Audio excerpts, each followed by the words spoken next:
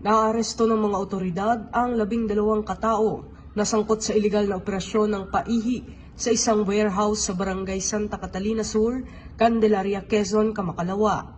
Ayon sa ulat na natanggap ni Quezon Police Provincial Office Director Police Colonel Romulo Albacea, nakumpiska ng composite team ang mga hinihinalang lalagyan ng gasolina at methanol, 4 na tanker truck at iba pang ebidensya na tinatayang nagkakahalaga ng 5.4 milyon pesos.